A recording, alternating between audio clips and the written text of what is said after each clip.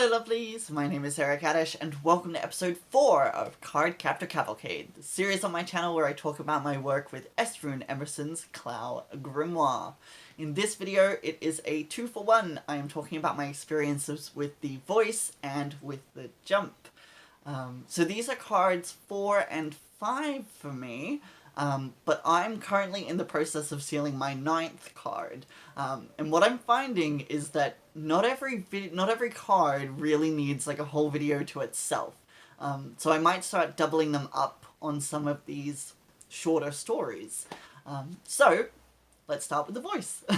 The voice was a surprisingly gentle card with me. It didn't really cause too much havoc, but just kept like gently nudging me in the right direction. I knew kind of as soon as I turned it, what it was saying, but I did explore a few options that I thought it could be.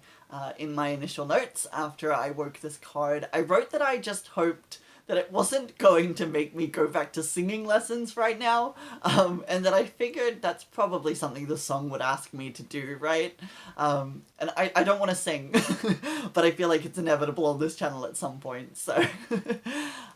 Really, I knew, though, that this card was asking me to talk about my experiences, to share what I'm learning with others, and to just put myself out there more.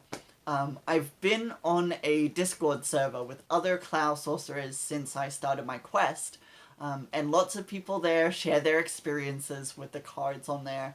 And I was really shy at first, and I didn't want to bombard it with this like long story about my experience with the light.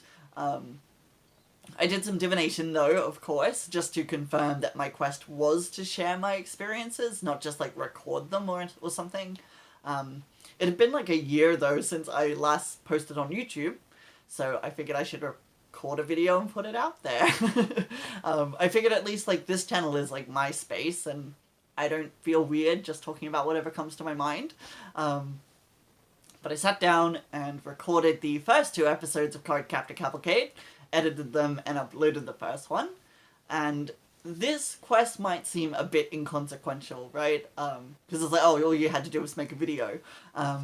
But once I had put the videos out there, I felt a bit more free to share my thoughts on the server, and I've been interacting more and more, and I feel like the more I share, the more welcome I feel. It's a really great group of folks, and I just needed help to get over that hurdle. For the jump, though, I didn't really have much of an impression with her. The only thing I could really draw was the idea of like a leap of faith, like very Key Zero the Fool kind of energy. And within a few days though, I could like see the stirring of its magic. I could sort of sense it around.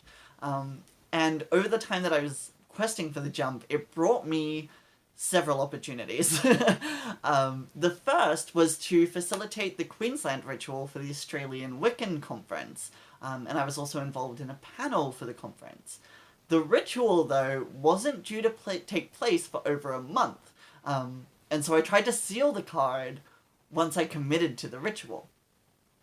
This was not sufficient. The card would not yield without me actually having performed the ritual, and this was because she wasn't quite done with the layers of the quest, right? So during this time, I was also invited to join the amazing teachers of the Lepus Lumen School of Witchcraft to teach with their material. So I'm now teaching Witchcraft 101 classes, which is amazing.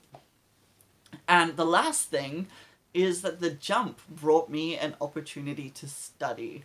I haven't been in school for a long time, so to get into a degree I need to do like a bridging course, but I'm now officially enrolled and due to start in March of next year. So there is that concept of the leap of faith there, but it's not just that, right? So this card was about leaping for greater heights, not just leaps of faith. Like, I couldn't have even imagined that this card would have that kind of effect on my life. But once I'd finished the ritual for the Wiccan conference, which was a trial all on its own, but I sealed the card and I was just like filled with relief at that point. I was like, I've finally done it. So since then, what have I been doing with them since then? Well, Since I caught the voice, I've been using it to help me with teaching, to articulate ideas and concepts.